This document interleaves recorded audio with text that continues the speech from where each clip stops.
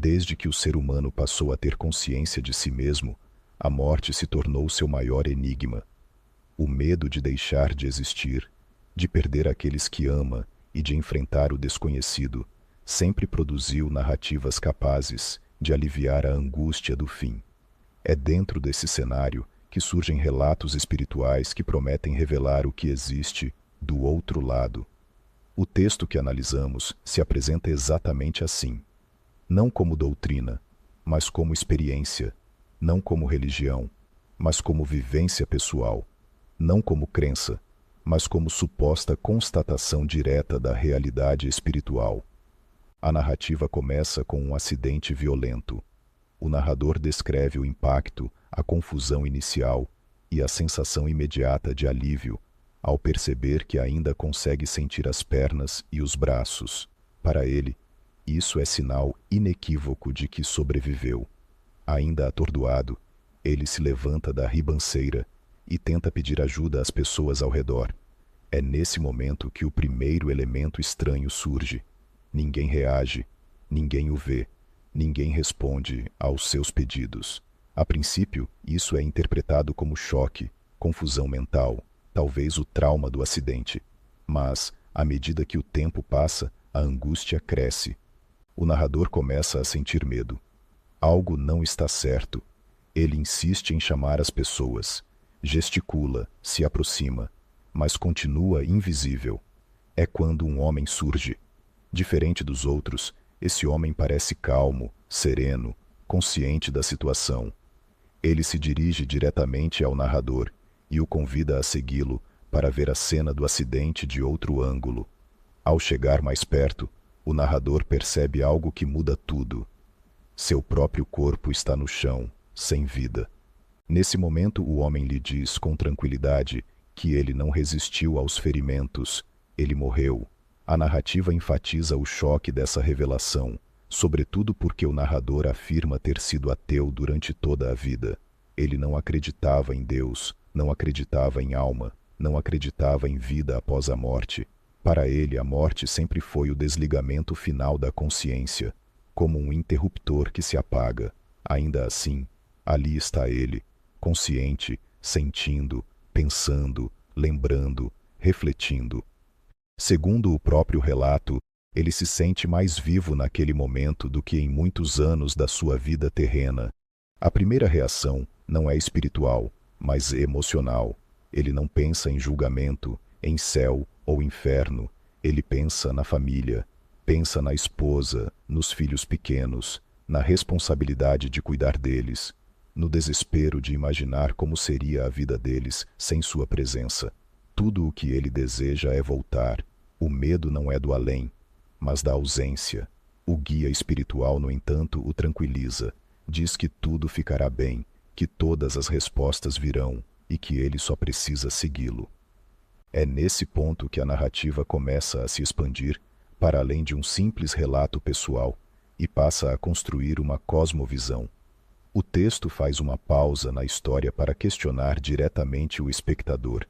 Ele pergunta se a nossa concepção sobre a vida após a morte não pode estar completamente errada. Questiona a ideia de que os mortos estão apenas dormindo aguardando a volta de Jesus, e coloca isso em contraste com diferentes opiniões humanas. Em seguida, apresenta depoimentos de pessoas que acreditam que após a morte não existe nada, enquanto outras creem em céu e inferno simplesmente porque foi isso que aprenderam com a família e a tradição religiosa. A narrativa critica o que chama de viés de confirmação religioso. Segundo o texto, as pessoas acreditam no que acreditam porque nasceram em determinadas famílias, culturas ou religiões, e passam a vida se cercando de pessoas que reforçam essas crenças. Quando alguém discorda, surgem conflitos. A implicação é clara. A fé tradicional seria resultado de condicionamento social, não de verdade objetiva. A partir disso, o relato afirma que só existem duas maneiras sensatas de saber o que acontece depois da morte. A primeira seria por evidências incontestáveis. A segunda, por experiências pessoais diretas. E, segundo o texto, ambas estariam disponíveis. Ele afirma que todos os dias, Milhões de espíritos entram em contato com a humanidade, influenciando pensamentos, emoções, sonhos e intuições. A diferença, segundo o narrador, não estaria em quem é especial ou evoluído, mas em quem tem abertura espiritual suficiente para perceber essas influências. Essa abertura se manifestaria por visões, audições, incorporações e cartas psicografadas. O texto reconhece que isso poderia parecer uma grande farsa e então apresenta aquilo que considera uma prova incontestável: o caso das psicografias. O narrador afirma que certos médiuns escreveram milhares de cartas atribuídas a pessoas falecidas, contendo informações precisas, íntimas e desconhecidas, até mesmo pelos familiares no momento da escrita. Segundo ele, a probabilidade estatística de tudo isso ser inventado seria praticamente impossível, algo além de qualquer chance concebível. O argumento não é teológico nem bíblico, é matemático e emocional. A conclusão implícita é que se algo parece improvável demais para ser coincidência, então deve ser verdadeiro. A narrativa usa essa lógica para reforçar a ideia de que a consciência sobrevive à morte e que os mortos continuam se comunicando com os vivos. Após essa longa explicação, o texto retorna à experiência pessoal. O narrador afirma que, embora essas provas sejam convincentes, o mais importante não é acreditar, mas experimentar. Ele diz que existem duas formas de vivenciar o que acontece depois da morte ainda em vida. A primeira são as experiências de quase morte, nas quais uma pessoa sai temporariamente do corpo durante uma situação crítica e depois retorna com lembranças do outro lado. A segunda, considerada mais acessível e democrática, seria a projeção astral. Segundo o relato, todos os seres humanos saem do corpo todas as noites, mas a maioria não se lembra por falta de lucidez. O objetivo, então, seria aprender a sair do corpo conscientemente. O texto afirma que essas experiências fora do corpo seriam mais enriquecedoras do que depender da mediunidade de outras pessoas, pois nelas o indivíduo estaria diretamente na realidade espiritual. Depois dessa explicação didática, a narrativa retoma a história principal. O narrador segue o homem sereno, segura sua mão e sente uma energia profundamente amorosa. Um clarão de luz o envolve e ele adormece. Quando desperta, descobre algo que considera essencial. O lugar para onde cada pessoa vai após a morte depende daquilo que cultivou em vida. Por afinidade vibratória, cada consciência vai para o plano que corresponde ao seu nível de consciência. Ele afirma que todas as pessoas de bom coração são amparadas após a morte, seja por familiares, amigos espirituais ou entidades designadas para essa função. Em seguida, descreve seu despertar em uma espécie de hospital espiritual. Ele se sente leve, em paz, cheio de vitalidade. Não há dor, não há preocupação, não há ansiedade. O ambiente é descrito como futurista, limpo, com paredes translúcidas e tecnologia avançada. É nesse hospital que ele encontra o avô falecido. O reencontro não causa surpresa. Pelo contrário, é descrito como algo natural, como se, em um nível profundo, ele sempre soubesse que o avô continuava existindo. O avô lhe comunica, não por palavras audíveis, mas por pensamentos, que sempre o acompanhou e que o ama. Explica que a permanência naquele hospital foi necessária por causa do acidente, pois, embora o corpo físico tenha sido abandonado, o perispírito ainda carrega repercussões do trauma. Depois disso, o avô o conduz para fora do hospital e lhe apresenta uma cidade espiritual. O narrador descreve esse lugar como a coisa mais linda que já viu. Organizada, harmoniosa, cheia de árvores, flores e vida. Ele afirma que essa cidade existe em um plano espiritual logo acima da Terra, mas em uma frequência mais sutil, imperceptível aos encarnados. Enquanto caminha pela cidade, ele relata uma expansão de consciência. A realidade parece mais real do que a realidade terrena. As cores, as sensações, a conexão com tudo ao redor são intensas. Ele descreve tocar uma rosa e sentir sua energia se fundir com a energia da flor. Cada respiração é sentida como o sopro de Deus. Cada pessoa gera uma sensação de amor e unidade. O avô, então, o leva a um centro de operações, responsável por coordenar as encarnações na Terra. Uma entidade feminina explica que todas as almas encarnadas no planeta não são originárias da Terra, mas consciências vindas de outros lugares do universo. A vida na Terra faria parte de um grande projeto de aprendizado espiritual, envolvendo não apenas humanos, mas também animais. Ela explica que existem diferentes dimensões, como camadas sobrepostas, da mais densa à mais sutil, e que quanto mais próxima da fonte criadora, mais elevada é a dimensão. A razão pela qual os humanos não percebem essas realidades seria a densidade da matéria física. A única forma de acessar essas dimensões enquanto encarnado seria saindo do corpo durante o sono. O narrador é então apresentado a uma gigantesca máquina de monitoramento, dotada de inteligência própria, que armazena todas as informações sobre a vida de cada pessoa encarnada, dados físicos, emocionais, psicológicos e espirituais. Essas informações seriam usadas para programar futuras encarnações, de acordo com a lei do karma. Nada ficaria impune. Tudo seria registrado. Por fim, o narrador pergunta onde está Deus. O avô o conduz a um jardim distante. Ali, após práticas respiratórias e meditativas, ele experimenta uma expansão profunda da consciência. Ele não encontra um Deus pessoal. Ele se sente parte de tudo. A separação entre eu e Deus desaparece. Ele conclui que a separação é uma ilusão, que tudo é interconectado e que Deus é a própria totalidade da existência. A mensagem final é clara. Ninguém precisa morrer para se conectar com Deus. Basta amar, expandir a consciência e vibrar em unidade com toda a criação. O vídeo se encerra convidando o espectador a praticar projeção astral e confirmar tudo isso por si mesmo. Essa é, em essência, a visão espírita apresentada: uma morte sem juízo, um Deus impessoal, uma salvação por evolução e um universo administrado por leis kármicas.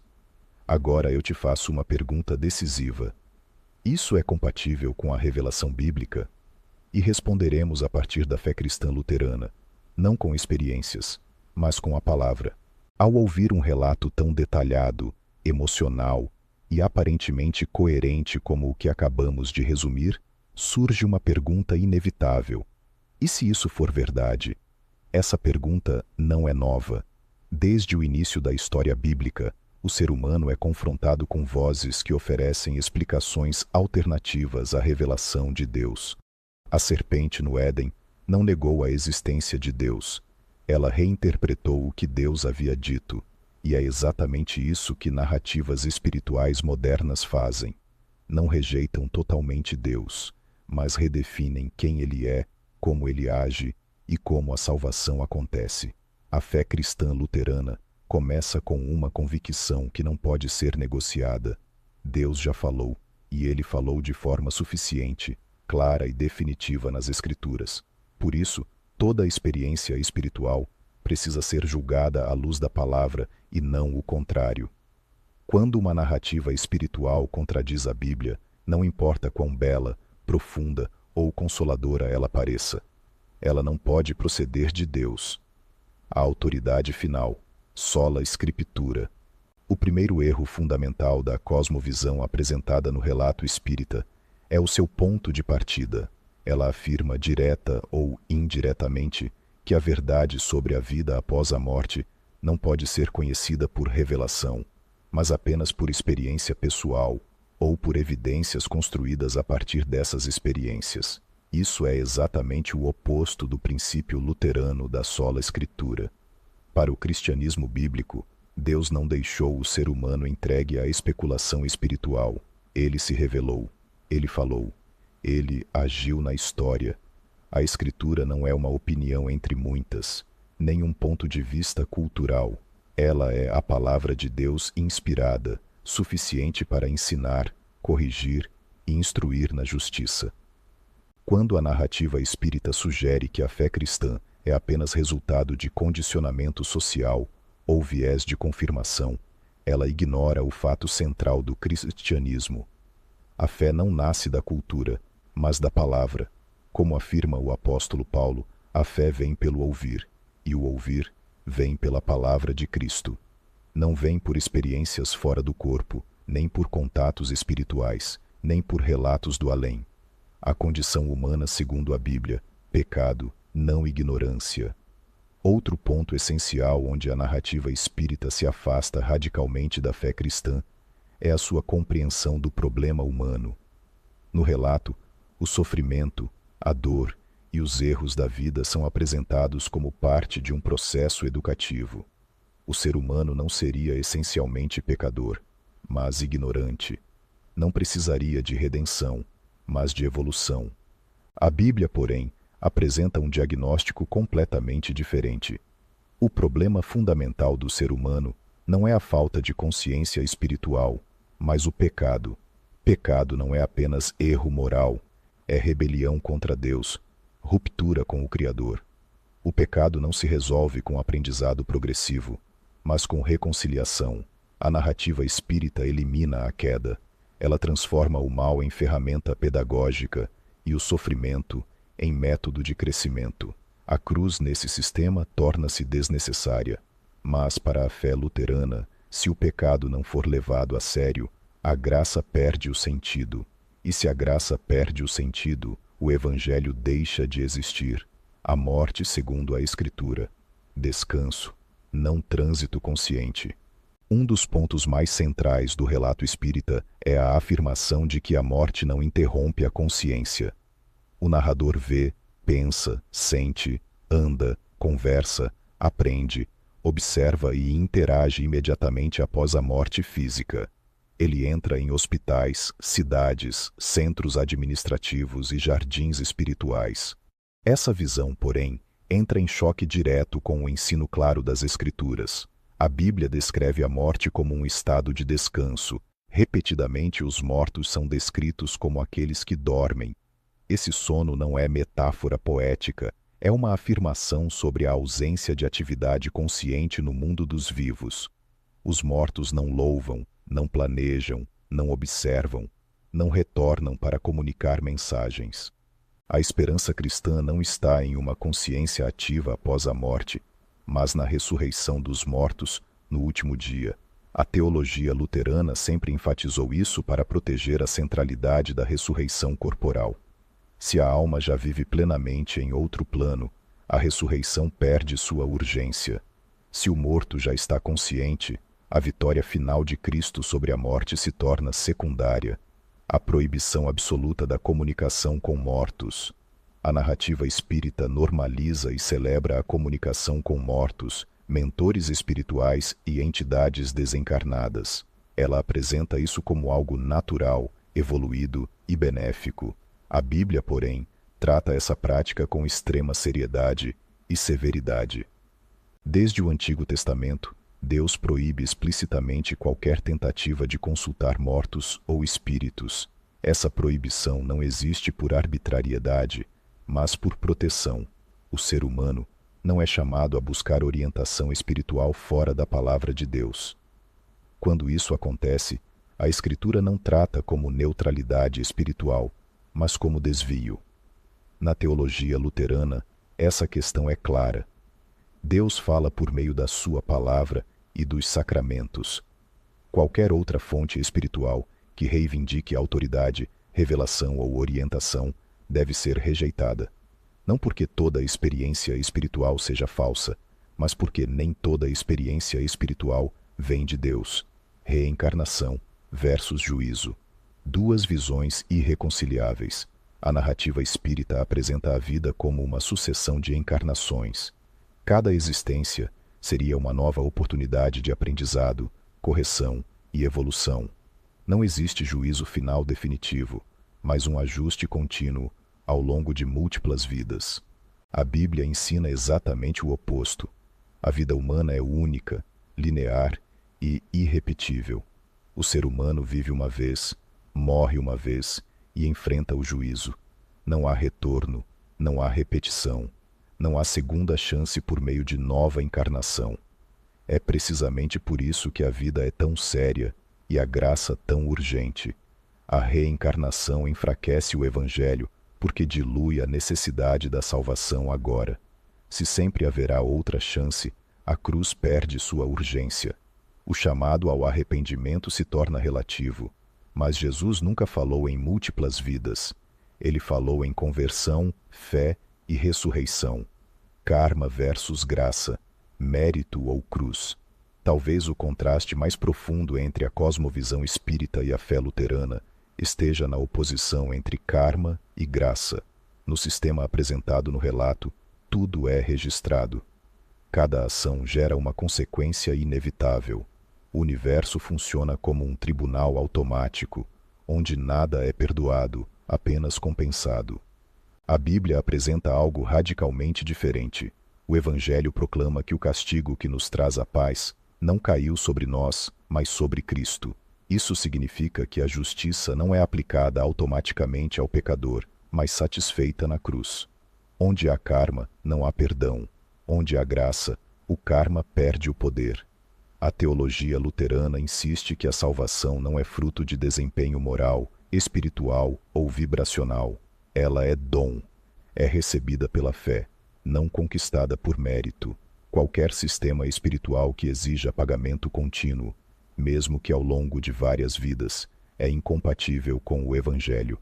Deus não é energia, ele é pessoal, santo e revelado em Cristo.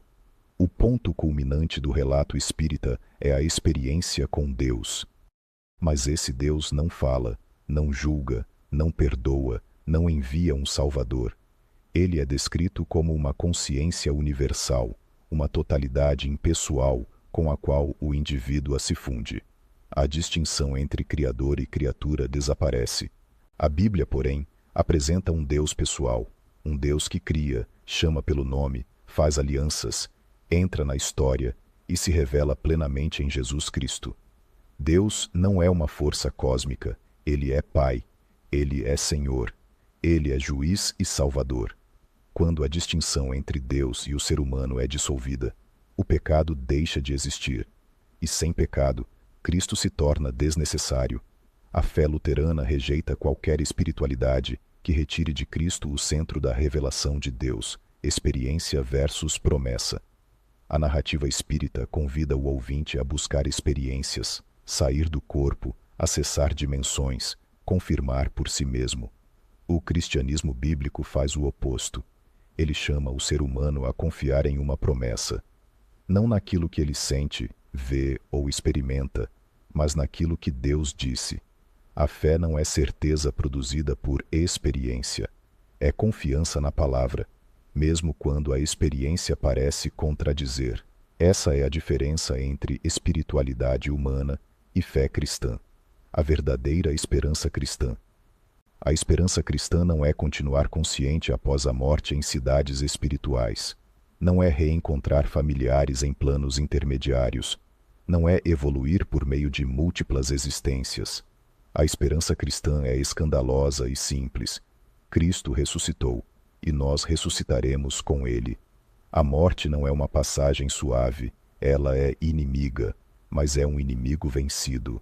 A vitória não está na consciência espiritual, mas no túmulo vazio. E a promessa não é escapar do corpo, mas receber um corpo glorificado. Conclusão final. A narrativa espírita oferece consolo sem cruz, continuidade sem juízo e espiritualidade sem arrependimento. Ela fala de amor, mas ignora a santidade. Fala de Deus, mas remove Cristo. Fala de vida eterna, mas sem ressurreição. A fé cristã luterana afirma algo diferente, algo mais duro, mas infinitamente mais glorioso. O ser humano está perdido, mas foi encontrado. Está morto em seus pecados, mas foi vivificado em Cristo. Não sobe por evolução, mas é salvo pela graça. E é nessa palavra, e somente nela, que a Igreja permanece firme.